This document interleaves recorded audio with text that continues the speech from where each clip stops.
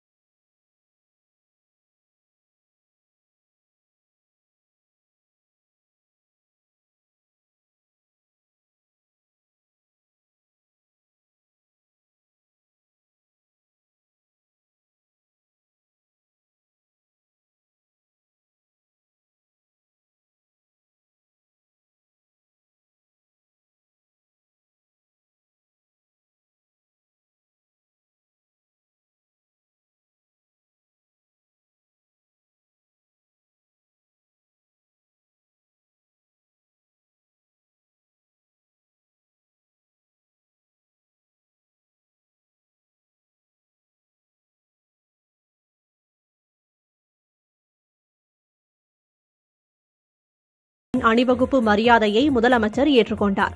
பின்னர் சுதந்திர தின உரை நிகழ்த்திய முதலமைச்சர், நடப்பாண்டில் பல்வேறு துறைகளை சார்ந்த 55,000 பணியிடங்களை நிரப்ப இருப்பதாக அறிவித்தார். கல்வி, பொருளாதாரம்,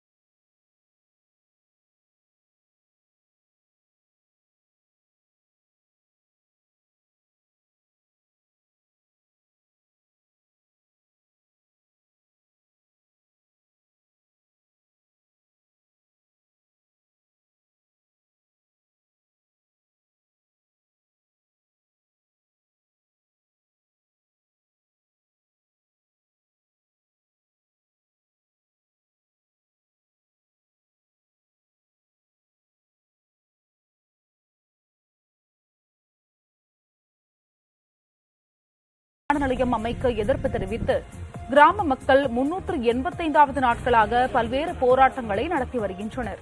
இந்நிலையில் ஏகனாபுரம் கிராம ஊராட்சி ஒன்றிய நடுநிலைப் பள்ளியில் நடைபெற்ற சுதந்திர தின விழாவிற்கு மாணவ மாணவிகளை அனுப்பாமல் புறக்கணித்தனர். மேலும் கிராமம் முழுவதும் தெருக்களில் கருப்பு கொடி தோரணம் கட்டியும் வீடுகள் தோறும் கருப்பு கொடியை ஏற்றி வைத்தும் தங்கள் எதிர்ப்பை பதிவு செய்தனர். சுதந்திர தின விழாவையொட்டி நடைபெற்ற கிராம சபை கூட்டத்தில் ஊராட்சி மன்ற தலைவர், வார்டு உறுப்பினர்கள் மற்றும் அரசு அதிகாரிகள் மட்டுமே கலந்து கொண்டனர்.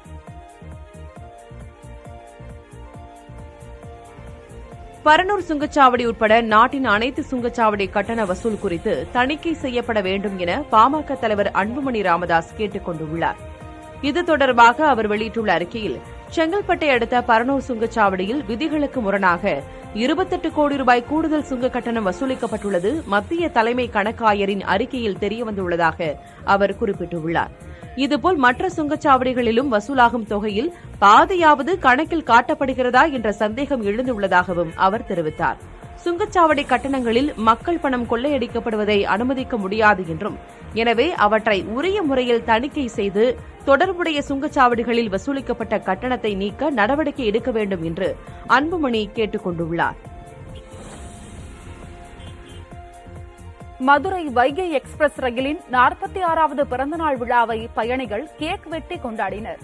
கடந்த 45 ஆண்டுகளில் சுமார் 1,78,00,000 கிலோமீட்டர் தூரம் பயணித்து வைகை எக்ஸ்பிரஸ் சாதனை படைத்துள்ளது. தமிழகத்தின் தென் மாவட்டங்களின் வளர்ச்சிக்கு ஆதாரமாக திகழும் வைகை எக்ஸ்பிரஸ் அறிமுகப்படுத்தப்பட்டு 45 ஆண்டுகள் நிறைவடைந்துள்ளன. இதனையொட்டி ரயிலின் 46வது பிறந்த நாளை பயணிகள் கேக் வெட்டியும் ரயில் ஓட்டுநர்களுக்கு மரியாதை செய்தும் உற்சாகமாக கொண்டாடினர். 1977ஆம் ஆண்டு ஆகஸ்ட் 15ஆம் நாள் அறிமுகப்படுத்தப்பட்ட வைகை ரயில் சென்னை மதுரை இயக்கப்படும் பகல் நேர விரைவு ரயிலாக உள்ளது. அறிமுகப்படுத்தப்பட்ட ஆண்டிலேயே மீட்டர் கேஜ் ரயில் பாதையில் மணிக்கு 105 கிலோமீட்டர் வேகத்தில் இயக்கப்பட்ட இந்தியாவின் அதிவிரைவு ரயில் என்ற பெருமையை பெற்றது. நாள்தோறும் இந்த ரயிலில் சென்னை மதுரை, மதுரை சென்னை மார்க்கமாக 5000 பேர் பயணம் செய்கின்றனர். கடந்த 45 ஆண்டுகளில் சுமாராக 1,77,30,000 கிலோமீட்டர் தூரம் பயணம் செய்து சாதனை படைத்துள்ளது.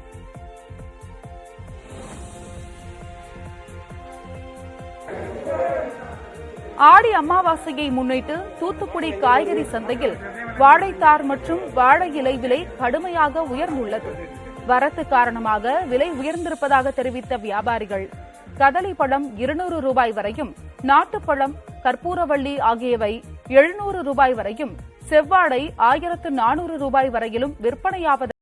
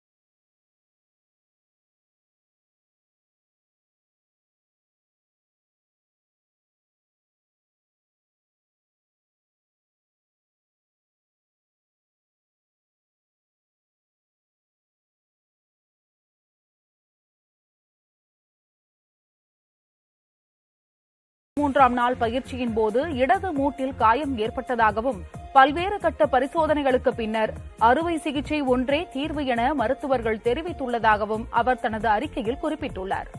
வரும் 17ஆம் தேதி மும்பையில் உள்ள மருத்துவமனையில் அறுவை சிகிச்சை நடைபெற உள்ளதாகவும் அவர் கூறியுள்ளார். விரைவில் நலம் பெற்று 2024ஆம் ஆண்டு ஒலிம்பிக் போட்டிகளில் களம் காண தயாராவேன் எனவும் வினேஷ் போகத் நம்பிக்கை தெரிவித்துள்ளார். ரஷ்யாவில் பொருளாதார பாதிப்பை தடுக்கும் வகையில் அவசர கால நடவடிக்கையாக கடன்களுக்கான வட்டி விகிதம் மிகப்பெரிய அளவில் அதிகரிக்கப்பட்டுள்ளது. மாஸ்கோவில் நடைபெற்ற ரஷ்ய மைய வங்கி கூட்டத்தில் வட்டி விகிதம் 3.5% அதிகரித்து 12% முடிவெடுக்கப்பட்டது. ரஷ்யாவில் விலைவாசி மிக கடுமையாக அதிகரித்து அந்நாட்டு பணமான ரூபெலின் மதிப்பும் வெகுவாக சரிந்துள்ளது. இதுபோன்ற பாதிப்புகளை சமாளிக்கும் வகையில் வட்டி விகிதம் உயர்த்தப்பட்டுள்ளது. உக்ரைனுடன் ரஷ்யா போரை தொடங்கிய நிலையில் அதன் மீது மேற்கத்திய நாடுகள் பொருளாதார தடைகளை அடுத்தடுத்து விதித்தன. இதனால் ரஷ்ய பொருளாதாரம்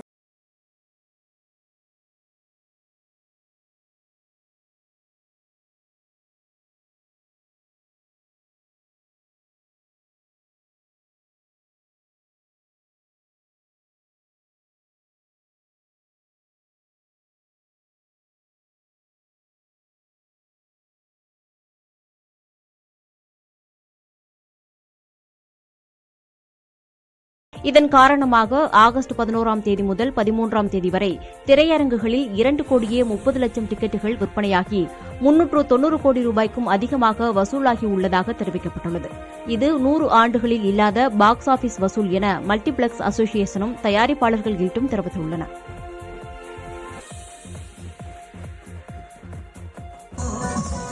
நாடு முழுவதும் சுதந்திர தின விழா கொண்டாட்டங்கள் சிறப்பாக நடைபெற்று வருகின்றன. லடாக்கின் லே பகுதியில் உள்ள போலோ மைதானத்தில் சுதந்திர தின விழா உற்சாகத்துடன் கொண்டாடப்பட்டது. இந்த விழாவில் அரங்கேறிய பாரம்பரிய கலை நிகழ்வுகளை திரளான மக்கள் கண்டு ரசித்தனர்.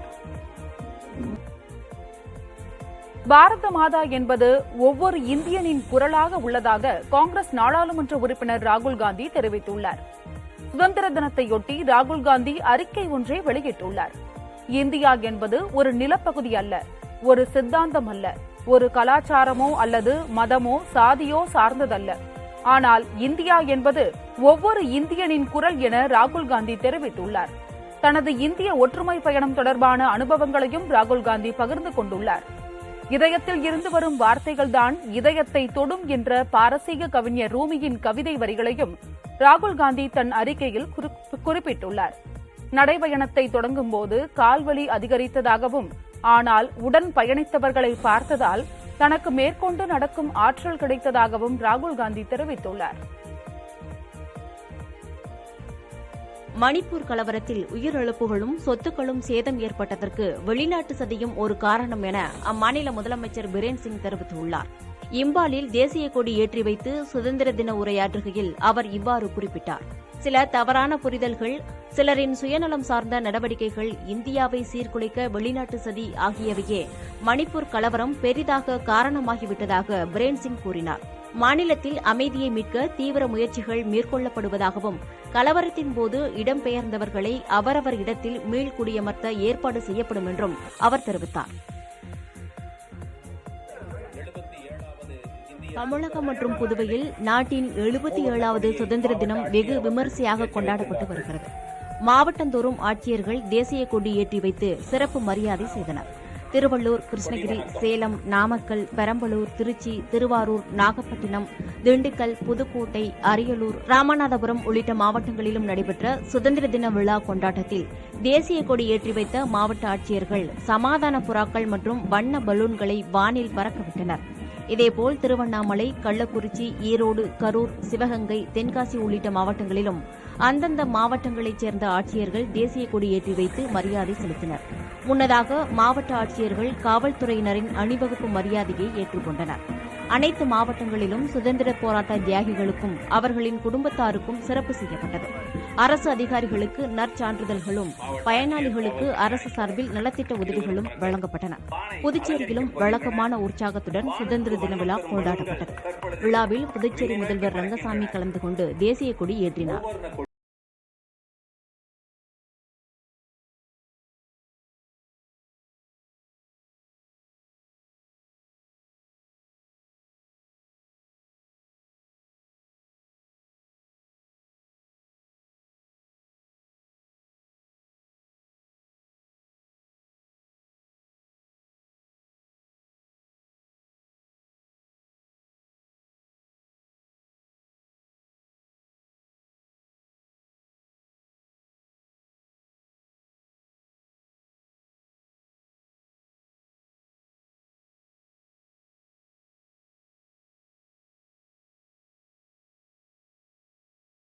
போது ஊராட்சி நிதி கையாடப்பட்டு விட்டதாக குற்றம் சாட்டிய சிலர் வாயில் கருப்பு துணி கட்டி போராட்டம் நடத்தினர். ஊராட்சி தலைவர் மீது நடவடிக்கை எடுக்க வலியுறுத்தினர். அவர்களை அலுவலர்களும் காவல்துறையினரும் சமாதானப்படுத்தினர். ஆசிய விளையாட்டுப் போட்டிக்கு தேர்வு செய்யப்படாதது மிகுந்த வருத்தத்தை தருவதாக ஜிம்னாஸ்டிக்ஸ் வீராங்கனை தீபா கர்மாக்கர் தெரிவித்துள்ளார். இதுகுறித்து தனது சமூக வலைதள பக்கத்தில் பதிவிட்டுள்ள அவர், கடந்த 2 ஆண்டுகளாக ஆசிய விளையாட்டுப் போட்டிகளுக்காக கடுமையான பயிற்சிகளை மேற்கொண்டு வந்த நிலையில் அணிக்கு தேர்வு செய்யப்படாதது அவநம்பிக்கையை ஏற்படுத்துவதாக உள்ளது என குறிப்பிட்டுள்ளார். ஆசிய விளையாட்டுப் போட்டிகளுக்கான தகுதி சுற்றில் சிறப்பாக செயல்பட்டு முதல் இடம் பிடித்தும் தீபா தேர்வு செய்யப்படாதது குறித்து அவரது பயிற்சியாளரும் அண்மையில் தனது அதிருப்தியை வெளிப்படுத்தியிருந்தார்.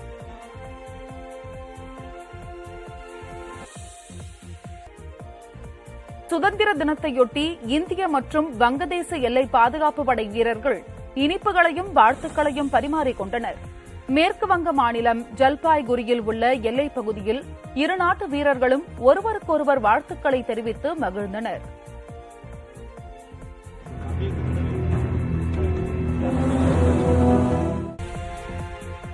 தமிழக அரசின் நல் ஆளுமை விருது ராஜீவ்காந்தி மருத்துவமனையின் முதல்வர் தேரணிராஜனுக்கு வழங்கப்பட்டுள்ளது.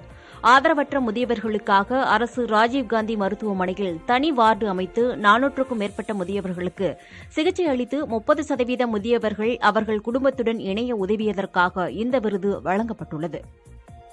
நல்லாளுமை விருதினை தமிழக முதல்வர் அவர்களுடைய கைகளால் இன்று கிடைக்கப்பெற்றது எனக்கு மிகுந்த மகிழ்ச்சி அளிக்கிறது, ஊக்கமும் அளிக்கின்றது. இந்த விருதினை என்னுடைய பெற்றோர்கள், மறைந்த பெற்றோர்கள் எத்திராஜன் மற்றும் தனபாக்கியம் ஆகிய இருவருக்கும் சமர்ப்பித்து இந்த வார்டுக்கு அல்லும் பயலும் மிகவும் அர்ப்பணிப்புடன் பணியாற்றுகின்ற பேராசிரியர்கள் மற்றும் செவிலியர்கள், கடைநிலை ஊழியர்கள் அனைவருக்கும் இதனை நான் டெடிகேட் செய்கிறேன். மாற்றுத்திறனாளிகளை அதிக அளவில் பணியமர்த்தியதற்காக டெடி எக்ஸ்போர்ட் நிறுவனத்திற்கு சுதந்திர தின விழாவில் முதலமைச்சர் ஸ்டாலின் விருது வழங்கிய நிலையில் விருது பெற்றதற்கு அதன் நிறுவனர் அமாண்டா மகிழ்ச்சி தெரிவித்துள்ளார்.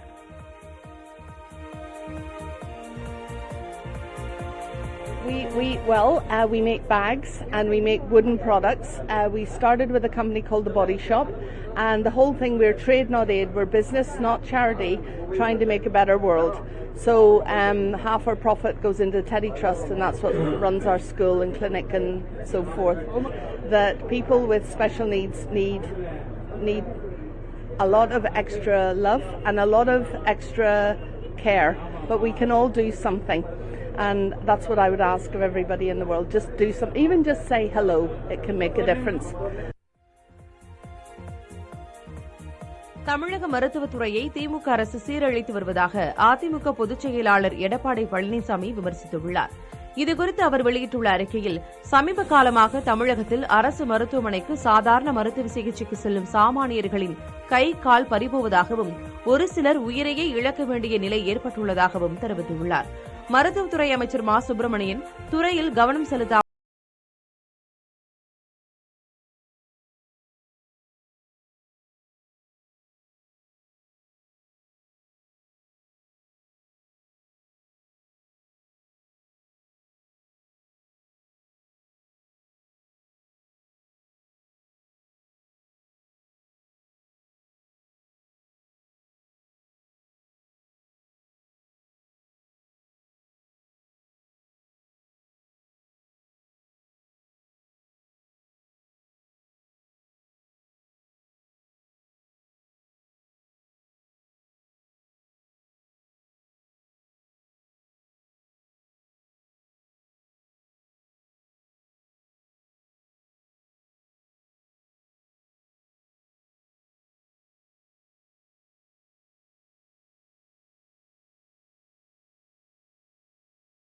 என்ற பெயரில் யாத்திரை மேற்கொண்டு வரும் மாநில பாஜக தலைவர் அண்ணாமலை கன்னியாகுமரியில் உள்ள காந்தி மண்டபத்துக்கு வந்து மகாத்மா காந்திக்கு மரியாதை செலுத்தினார். பின் அங்குள்ள பாரத மாதா சிலைக்கு மாலை அணிவித்து மரியாதை செலுத்தினார். பின் செய்தியாளர்களை சந்தித்த அண்ணாமலை நீட் விவகாரத்தை வைத்து திமுக அரசை விமர்சித்தார். நீட் தேர்வு யாருக்கு எதிரானது என்பதை புள்ளி விவரங்களை வெளியிட்டு திமுக அரசு விளக்க வேண்டும் என்றார். ஆளும் கட்சியாக வந்த பிறகும் இதை வைத்து முதல்வர் அரசியல் செய்து வருவதாக விமர்சித்துள்ள அண்ணாமலை, இதனால் மாணவர்களின் தன்னம்பிக்கை பாதிக்கப்படுவதாக தெரிவித்தார்.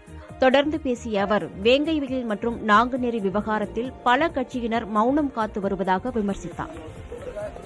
வேங்கை வயலை பொறுத்தவரை நாங்குநேரியில நடந்திருக்கக்கூடிய அந்த விஷயத்தை பார்க்கும்போது தமிழகத்தில் இருக்கக்கூடிய பல கட்சிகள் மௌன விரதத்தில் இருப்பதாக நமக்கு பார்க்கிறோம். மௌன விரதத்தில் இருக்காங்க.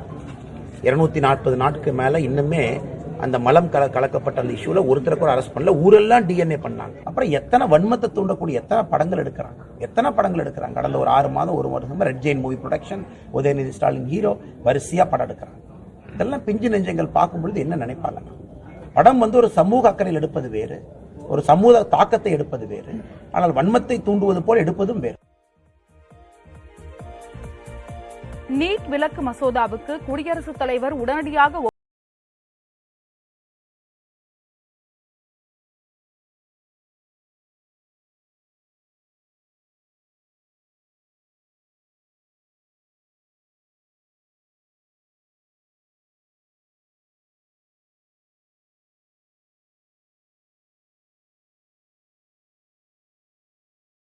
மக்களுக்கு இனிப்புகளை வழங்கினர். இதனைத் தொடர்ந்து செய்தியாளர்களை சந்தித்த கட்சியின் மாநில செயலாளர் கே பாலகிருஷ்ணன், இந்தியாவில் பேச்சுரிமை, எழுத்துரிமை, பத்திரிகை சுதந்திரம் எல்லாம் பறிக்கின்ற வகையில் உள்ளது என கூறினார். இந்திய நாடாளுமன்ற ஜனநாயகமே கேள்விக்குறியாக்கப்பட்டு வருகிறது. இந்தியாவுடைய பேச்சுரிமை, எழுத்துரிமை என்பதெல்லாம் எந்த சுதந்திரத்துக்காக இந்திய பிரிட்டிஷ் அரசாங்கத்தை எதிர்த்து போராடினோமோ அந்த பேச்சுரிமை, எழுத்துரிமை, பத்திரிகை சுதந்திரம் அனைத்தும் பறிக்கப்படுகிற மோசமான நிலைமை என்பது இன்றைக்கு ஏற்பட்டு கொண்டிருக்கிறது.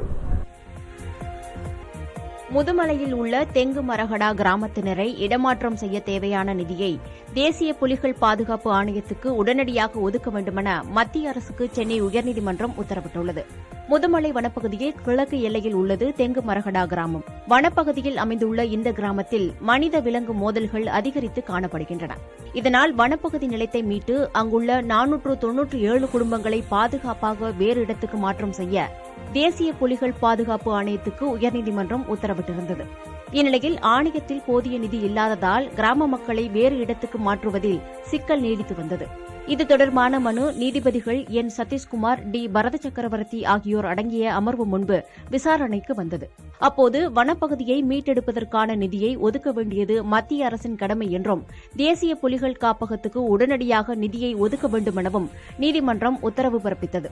தொகையை பெற்ற 2 மாதங்களில் அதனை தமிழக தலைமை முதன்மை வன பாதுகாவலருக்கு விடுவிக்க வேண்டுமெனவும் 4 வாரங்களில் அந்தந்த குடும்பங்களுக்கான இழப்பீடு வழங்கப்பட்டிருக்க வேண்டுமெனவும் நீதிபதிகள் உத்தரவிட்டனர். மேலும் உத்தரவு நிறைவேற்றப்பட்டது தொடர்பான அறிக்கையை அக்டோபர் 10ஆம் தேதி தாக்கல் செய்ய உத்தரவிட்டு வழக்கு விசாரணையை ஒத்திவைத்தனர். கர்நாடக அணைகளில் இருந்து காவிரி ஆற்றில் உபரி நீர் திறப்பு 13,590 கன அடியாக குறைந்துள்ளது. கிருஷ்ணராஜசாகர் அணைக்கு நீர்வரத்து இன்று காலை நிலவரப்படி 4,753 கன அடியாக அதிகரித்துள்ளது. அணையின் முழு கொள்ளளவு 124.80 அடியிலிருந்து தற்போதைய நீர்மட்டம் 111.80 அடியாக உள்ளது. அணையிலிருந்து காவிரி ஆற்றுக்கு நீர்த்திறப்பு 8,590 கன அடியாக குறைந்துள்ளது. இதேபோல் கபினி அணைக்கு நீர்வரத்து 3,288 கன அடியாக சரிந்துள்ளது. அணையிலிருந்து காவிரி ஆற்றில் நீர்த்திறப்பு தொடர்ந்து 9வது நாளாக 5,000 கன அடியாக நீடித்து வருகிறது. தற்போதைய நீர்மட்டம் 80.89 அடியாக உள்ளது. சென்னையில் தங்கம் விலை சற்று அதிகரித்துள்ளது. வெள்ளி விலையில் மாற்றமில்லை. இன்று காலை நிலவரப்படி 22 கேரட் ஆபரண தங்கம் கிராமுக்கு 5 ரூபாய் விலை உயர்ந்து 5,500 ரூபாய்க்கும், 1 சவரன் 40 ரூபாய் விலை அதிகரித்து 44,000 ரூபாய்க்கும் விற்பனை செய்யப்படுகிறது. வெள்ளி விலையில் மாற்றமில்லாமல் 1 கிராம் 76 ரூபாய்க்கு விற்பனையாகிறது. இலங்கை யாழ்ப்பாணத்தில் அமைந்துள்ள இந்திய துணை தூதரகத்தில் இந்தியாவின் 77வது சுதந்திர தின விழா நிகழ்ச்சிகள் நடைபெற்றன. இந்தியாவின் தேசிய கொடியை துணை தூதர் ராகேஷ் நட்ராஜ் ஜெயபாஸ்கரன் ஏற்றி வைத்தார். இந்திய குடியரசுத் தலைவர் திரௌபதி முர்மு வெளியிட்ட வாழ்த்துச் செய்தியை துணை தூதர் வாசித்தார். நிகழ்ச்சியில் அரசியல் பிரமுகர்கள், இந்திய துணை தூதரக அதிகாரிகள் மற்றும் அவர்களின் குடும்ப உறுப்பினர்கள் பங்கேற்றனர். உலக வளர்ச்சிக்காக இந்தியாவும் அமெரிக்காவும் வலுவான பிணைப்புடன் பணியாற்றுவதாக அமெரிக்க வெளியுறவுத்துறை அமைச்சர் ஆண்டனி பிளிங்கன் தெரிவித்துள்ளார். 77வது சுதந்திர தினத்தை கொண்டாடி வரும் இந்திய மக்களுக்கு அமெரிக்கா வாழ்த்து தெரிவித்துள்ளது. உலக நாடுகளின் நிலையான வளர்ச்சி, அமைதி மற்றும் பாதுகாப்புக்காக இந்தியாவும் அமெரிக்காவும் வலுவான பிணைப்புடன்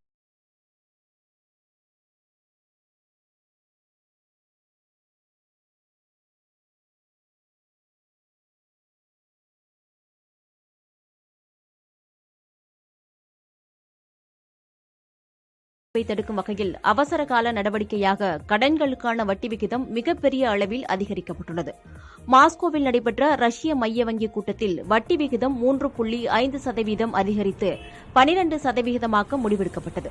ரஷ்யாவில் விலைவாசி மிக கடுமையாக அதிகரித்து அந்நாட்டு பணமான ரூபலின் மதிப்பும் வெகுவாக சரிந்துள்ளது.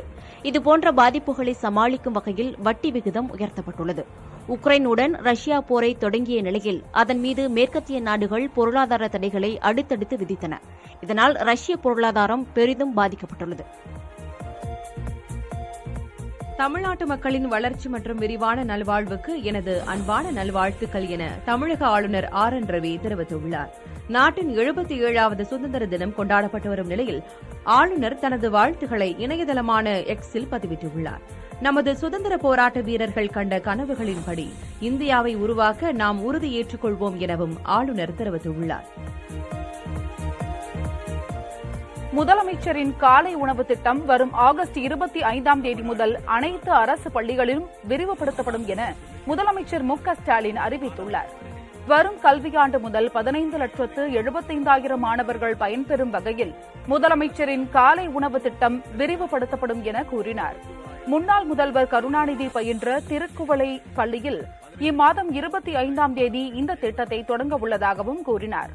மகளிருக்கான கட்டணமில்லா பேருந்து வசதி திட்டம் இனி விடியல் பயண திட்டம் என்ற புதிய பெயரில் அழைக்கப்படும் எனவும் முதலமைச்சர் அறிவித்துள்ளார். இந்த திட்டத்தின் கீழ் இதுவரை 314 கோடி முறை கட்டணம் இல்லாமல் பெண்கள் பயணித்திருப்பதாக பெருமையுடன் தெரிவித்தார். இந்தியாவுக்கு முன்னோடி திட்டங்களை வழங்குகின்ற மாநிலம் தமிழ்நாடு என்கிற வரலாறு தொடரட்டும் என்றேன். வரலாற்று சிறப்புமிக்க இந்த திட்டத்தால் மாணவர்களின் வருகை அதிகரித்து அவர்கள் தடையின்றி கல்வி பெறுதல் உறுதிப்படுத்தப்பட்டுள்ளது.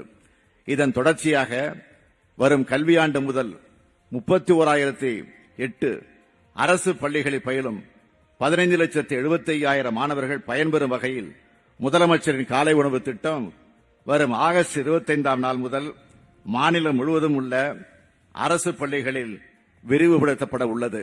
நவீன தமிழ்நாட்டின் சிற்பி என போற்றக்கூடிய முத்தமிழறிஞர் கலைஞர் அவர்கள் பயின்ற திருக்குவளை பள்ளியில் தொடங்கி வைக்க இருக்கிறேன்.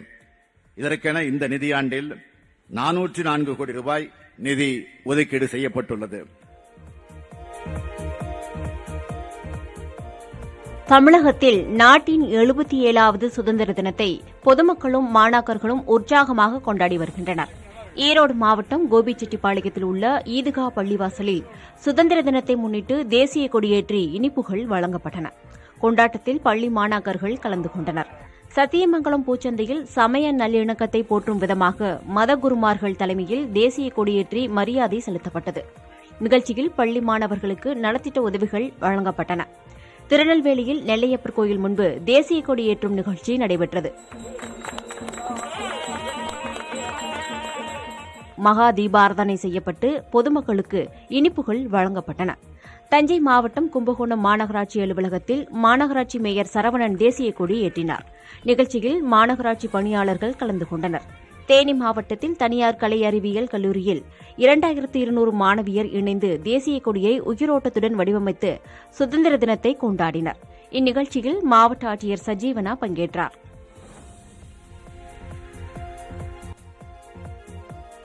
நாட்டின் 77வது சுதந்திர தினத்தை முன்னிட்டு சிதம்பரம் நடராஜர் கோயில் கோபுரத்தில் தீட்சிதர்கள் தேசிய கொடியேற்றி மரியாதை செலுத்தினர். பஞ்சபூத ஸ்தலங்களில் ஆகாய ஸ்தலமாக விளங்கும் சிதம்பரம் நடராஜ கோயிலில் ஆண்டுதோறும் சுதந்திர தின விழா வெகு உற்சாகமாக கொண்டாடப்படுவது வழக்கம். அந்த வகையில் நடராஜர் கோயிலில் 142 அடி உயரம் கொண்ட கிழக்கு கோபுரத்தில் தீட்சிதர்கள் தேசிய கொடியை ஏற்றி வைத்து மரியாதை செலுத்தினர். முன்னதாக கோயில் கருவறையில் வைத்து நடராஜர் முன்பாக சிறப்பு பூஜைகள் செய்யப்பட்டு மேளதாளங்கள் முழங்க கிழக்கு கோபுர வாயிலுக்கு தேசிய கொடி கொண்டு வரப்பட்டது. தொடர்ந்து கோபுரத்தின் மீது தேசிய கொடி ஏற்றி மரியாதை செலுத்தப்பட்டதும் கூடியிருந்த பக்தர்களுக்கு இனிப்புகள் வழங்கப்பட்டன.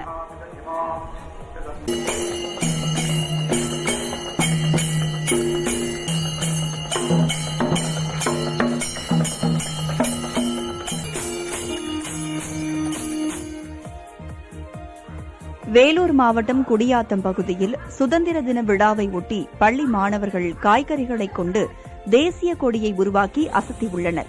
நாட்டின் 77வது சுதந்திர தின விழா நாடு முழுவதும் கோலாகலமாக கொண்டாடப்பட்டு வருகிறது. இதையொட்டி தனியார் பள்ளி சார்பில் இட்லி, தோசை, காய்கறிகள், மலர்கள் ஆகியவற்றைக் கொண்டு மூவர்ண தேசிய கொடியை உருவாக்கி கண்காட்சிக்கு வைத்துள்ளனர். இதை பள்ளி மாணவர்கள், ஆசிரியர்கள், பெற்றோர்கள் என ஏராளமானோர் ஆர்வத்துடன் கண்டுகளித்தனர். திருச்சியில் தெற்கு ரயில்வே சார்பில் கொண்டாடப்பட்ட சுதந்திர தின விழாவில் மோப்ப நாய் தமிழ் மொழிக்கு பணிந்து நடந்தது உள்ளிட்ட செயல்பாடுகள் பார்வையாளர்களை கவர்ந்தது. பயிற்சியாளர் எவ்வாறு செயல்படுகிறாரோ அதே போன்று முன்னோக்கியும் பின்னோக்கியும் சென்று திருச்சி கல்லுக்குழி ரயில்வே மைதானத்தில் நடைபெற்ற சுதந்திர தின விழாவில் ரயில்வே பாதுகாப்பு படையினரின் சாகச நிகழ்ச்சிகள் நடைபெற்றன. அவர் கொடுத்த தமிழ் கட்டளைக்கு ஏற்ப ராக்கி மிக சிறப்பாக செயல்பட்டதை எல்லோரும் கைத்தட்டி ராக்கிக்கு ஒரு வாழ்த்தினை உங்கள் கரகோணி மூலமாக தெரியப்படுத்துங்கள்.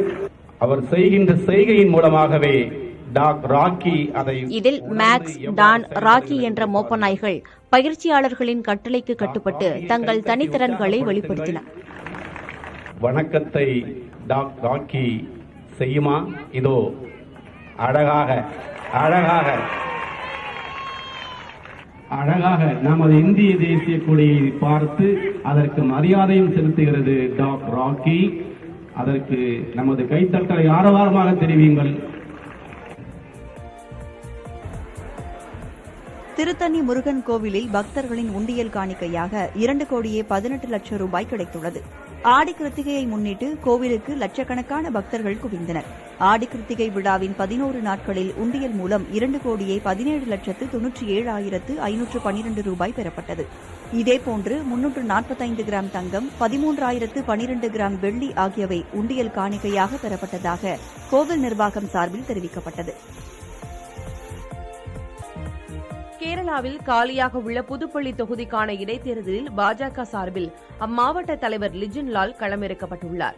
புதுப்பள்ளி தொகுதியில் கடந்த 1970ஆம் ஆண்டு முதல் தொடர்ந்து 53 ஆண்டுகளாக சட்டமன்ற உறுப்பினராக இருந்த கேரள மாநிலத்தின் முன்னாள் முதல்வர் உம்மன் சாண்டி கடந்த ஜூலை 18ஆம் தேதி உயிரிழந்தார். இதனையடுத்து அந்த தொகுதியில் இடைத்தேர்தல் நடத்தப்படும் என அறிவிக்கப்பட்டது. அங்கு காங்கிரஸ் கட்சி சார்பில் உம்மன் சாண்டியின் மகன் சாண்டி உம்மன் வேட்பாளராக அறிவிக்கப்பட்டார். ஆளும் மார்க்சிஸ்ட் கம்யூனிஸ்ட் கட்சியின் சார்பில் ஜாக்கி தாமஸ் போட்டியிடுகிறார். ஹிமாச்சல் பிரதேசத்தில் தொடர் கனமழையால் பெரும் சேதமடைந்த சிம்லா கல்கா நெடுஞ்சாலை சீரமைப்பு பணிகள் துரித கதியில் நடைபெற்று வருகின்றன. சம்மல் ஹில்ஸ் என அழைக்கப்படும் பர்னாவோ அருகே நிலச்சரிவு ஏற்பட்டுள்ளது. இதில் நெடுஞ்சாலை அடியோடு அடித்து செல்லப்பட்டதால் போக்குவரத்து பாதிக்கப்பட்டது. தற்போது அங்கு மழை குறைந்துள்ளதால் பொக்லைன் உள்ளிட்ட இயந்திரங்கள் உதவியுடன் நெடுஞ்சாலையை சீரமைக்கும் பணிகளில் ஊழியர்கள் முழு வீச்சில் ஈடுபட்டுள்ளனர்.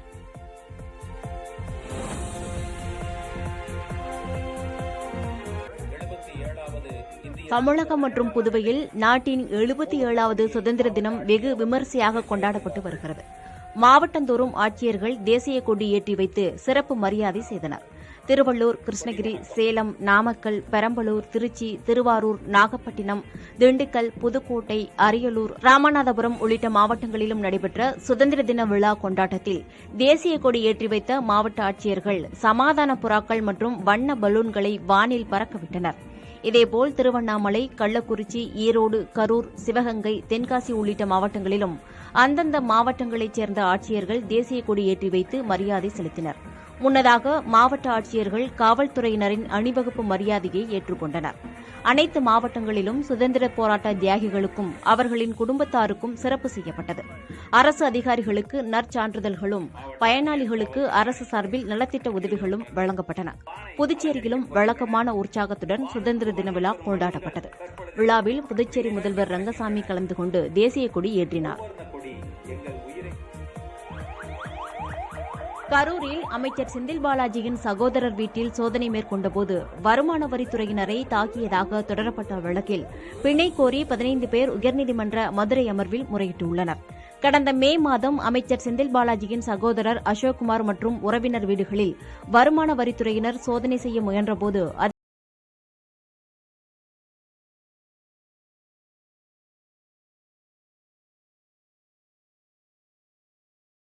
15 பேரை கைது செய்தனர். இதைத் தொடர்ந்து 15 திமுக உறுப்பினர்கள் கரூர் நீதிமன்றத்தில் பிணை பெற்றனர். இதை எதிர்த்து வருமான வரித்துறை சார்பில் உயர்நீதிமன்ற மதுரை அமர்வில் முறையீடு செய்யப்பட்டது. இதை கடந்த மாதம் விசாரித்த நீதிபதி இளங்கோவன் கீழமை நீதிமன்றம் வழங்கிய பிணையை ரத்து செய்து உத்தரவிட்டார். இந்நிலையில் தங்களுக்கு பிணை வழங்கக் கோரி 15 பேரும் உயர்நீதிமன்ற மதுரை அமர்வில் முறையிட்டுள்ளனர். இவ்வழக்கை மீண்டும் விசாரித்த நீதிபதி இளங்கோவன் ஏற்கனவே இந்த வழக்கில் பல்வேறு உத்தரவுகள் பிறப்பித்துள்ளதால் மீண்டும் இதை விசாரிக்க முடியாது என கூறி வழக்கை வேறு நீதிபதிக்கு பட்டியலிட பதிவாளருக்கு உத்தரவிட்டார். ஈரோடு மாவட்டம் கோபிசெட்டிப்பாளையம் அருகே உள்ள அக்கரை கொடிவேரி ஊராட்சிக்குட்பட்ட பகுதியில் சாய தொழிற்சாலை அமைக்க எதிர்ப்பு தெரிவித்து விவசாயிகள் கிராம சபை கூட்டத்தில் மனு அளித்தனர். ஆற்றின் அருகே தனியார் ஒருவர் சாய தொழிற்சாலை அமைக்கும் பணியில் ஈடுபட்டு வருகிறார். ஆற்றிலிருந்து 500 மீட்டர் தொலைவில் சாய தொழிற்சாலை அமைக்கப்பட்டால் 40,000 ஏக்கர் விளைநிலங்களும் ஆற்றில் உள்ள 70க்கும் மேற்பட்ட கூட்டு குடிநீர் திட்டங்களும் பாழாகும் என்று விவசாயிகள் கடும் எதிர்ப்பு தெரிவித்து வருகின்றனர்.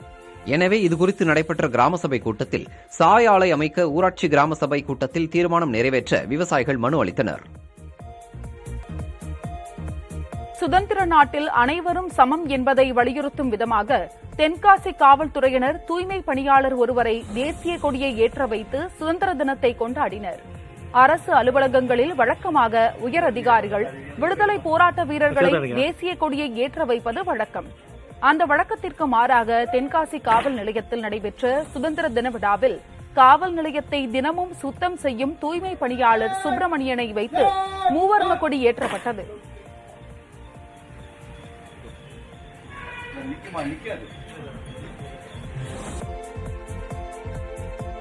நாகை மாவட்டம் வேதாரண்யம் அருகே உள்ள பிரசித்தி பெற்ற மாரியம்மன் கோயிலில் நடைபெற்ற ஆடி திருவிழாவில் திரளான பக்தர்கள் கலந்து கொண்டு சுவாமி தரிசனம் செய்தனர். அகஸ்தியம் பள்ளியை அடுத்த பக்தர்குளம் மாரியம்மன் கோயிலில் ஆடி திருவிழாவை முன்னிட்டு சிறப்பு வழிபாடு நடைபெற்றது. அப்போது அலங்கரிக்கப்பட்ட குதிரை வாகனத்தில் எழுந்தருளி வீதி உலா வந்த அம்மன் மீது வண்ண மலர்களை தூவி பக்தர்கள் வழிபட்டனர்.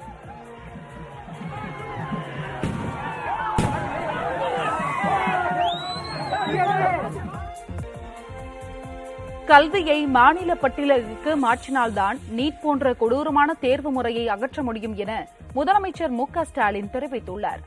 சென்னை தலைமைச் செயலகத்தில் உள்ள கோட்டை கொத்தளத்தில் மூவர்ண கொடி ஏற்றி வைத்து சுதந்திர தின உரையாற்றிய முதலமைச்சர் மு.க.ஸ்டாலின் மக்களுடன் நேரடியாக தொடர்பு கொண்ட அனைத்து மாநில பட்டியலில் இணைக்கப்பட வேண்டும் என பேசினார். கல்வி, பொருளாதாரம், மருத்துவம், வேளாண்மை, ஏற்றுமதி, மனித ஆற்றல் ஆகிய அனைத்து துறையிலும் தமிழ்நாடு சிறப்பான பங்களிப்பை அளித்து வருவதாகவும் தெரிவித்தார். மக்களுக்கு நேரடி தொடர்பு கொண்ட அனைத்தும் மாநில பட்டியலில் இணைக்கப்பட வேண்டும். குறிப்பாக கல்வி மாநில பட்டியலுக்கு மாற்றப்பட வேண்டும். அதை செய்தால்தான் நீட் போன்ற கொடூரமான தேர்வு முறை முற்றிலுமாக அகற்றப்பட முடியும். ஓலா, ஊபர், ஸ்விக்கி, ஜொமேட்டோ போன்ற நிறுவனங்களின் பணியாற்றும் ஊழியர்களின் நலனை பாதுகாக்கும் வகையில் தனி நல வாரியம் அமைக்கப்படும் என்றும் முதலமைச்சர் மு.க.ஸ்டாலின் அறிவித்தார். சென்னை போன்ற பெருநகரங்களை தொடங்கி பல்வேறு நகரங்களிலும் இன்று நாம் அடிக்கடி காணக்கூடிய காட்சி ஒன்று. ஓலா, ஊபர், ஸ்விக்கி, சொமோட்டோ போன்ற நிறுவனங்களை சார்ந்த வாகனங்கள் விரைவாக சேவை வழங்கும் நோக்கத்துடன் பயணிப்பதை காணலாம். நேரத்தின் அருமை கருதி பணிபுரியும் இத்தகைய பணியாளர்களின் வாழ்க்கை முக்கியமானது. அவர்களின் ஒட்டுமொத்த நலனை பாதுகாக்கும் வகையில் அவர்களுக்கென தனியே நலவாரியம் ஒன்று அமைக்கப்படும் என்பதையும் இன்று அறிவிக்கிறேன்.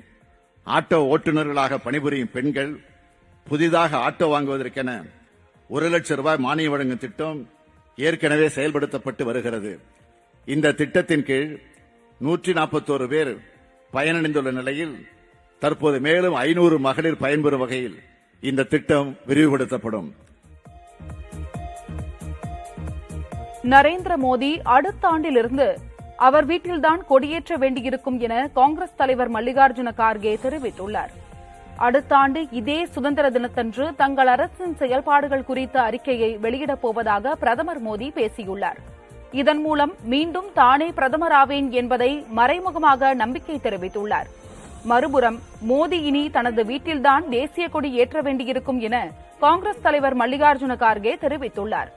பிரதமர் மோடி செங்கோட்டையிலிருந்து இனி தேசிய கொடியை ஏற்ற மாட்டார் என மேற்குவங்க முதலமைச்சர் மம்தா பானர்ஜி தெரிவித்துள்ளார். செங்கோட்டையிலிருந்து தேசிய கொடி ஏற்ற மோடிக்கு வழங்கப்பட்ட வாய்ப்பு இந்த ஆண்டுடன் முடிந்துவிட்டதாகவும் அடுத்த ஆண்டிலிருந்து எதிர்க்கட்சிகளின் கூட்டணியை சேர்ந்த ஒருவர்தான் அங்கு கொடியேற்றுவார் என்றும் பீகார் முன்னாள் முதல்வர் லாலு பிரசாத் யாதவ் பேசியுள்ளார்.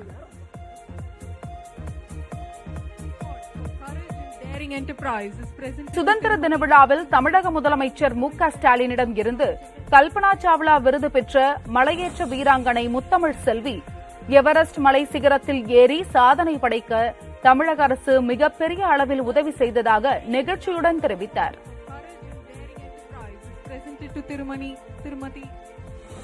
எனக்கு ரொம்ப ஹாப்பியா இருக்கு. இன்னைக்கு நான் கல்பனா சாவ்லா அவார்டு வந்து ரிசீவ் பண்ணதுக்கு ஃபர்ஸ்ட் ஆஃப் ஆல் நம்ம தமிழக அரசுக்கு தான் நான் நன்றி தெரிவிக்கணும். மாண்புமிகு தமிழக முதல்வர் அவர்கள் வந்து எனக்கு இந்த சப்போர்ட் பண்ணலன்னா என்னால இந்த எவரெஸ்ட்டை நான் கிளைம் பண்ணிருக்கவே முடியாது. இன்னைக்கு நான் ஒரு எவரெஸ்டரா உங்க முன்னாடி நான் நிக்கிறேன். தமிழக அரசு வந்து 25 lakhs வரைக்கும் எனக்கு வந்து எவரெஸ்ட் ஏறதுக்கு ஸ்பான்சர் பண்ணியிருந்தாங்க. எனக்கு இந்த ஸ்பான்சர் கிடைக்கலன்னா ரொம்ப கஷ்டமா இருந்திருக்கும். கிட்டத்தட்ட 50 லட்சம் வரைக்கும் எனக்கு செலவாச்சு. பட் அது எனக்கு கொடுத்ததுனால தான் இன்னைக்கு நான் வந்து எவரெஸ்ட் சக்சஸ் பண்ண முடிஞ்சது. நடன கலைஞர்களின் அசத்தல் நடனத்தால் புதுச்சேரி கலை விழா முதல் நாளில் களை கட்டியது. சுதந்திர தின கொண்டாட்டங்களின் ஒரு பகுதியாக புதுச்சேரி கடற்கரையில் 3 நாட்கள் நடைபெறும் கலை விழாவை துணைநிலை ஆளுநர் தமிழிசை சவுந்தரராஜன், முதலமைச்சர் ரங்கசாமி ஆகியோர் தொடங்கி வைத்தனர். பல்வேறு மாநில கலைஞர்கள் பங்கேற்ற கண்கவர் கலை நிகழ்ச்சிகள் நடைபெற்றன. குறிப்பாக மகாராஷ்டிரா மாநிலத்தின் லாவணி நடனம், கேரளாவின் கதகளி உள்ளிட்ட நாட்டியங்கள் சுற்றுலா பயணிகளை வெகுவாக கவர்ந்தன.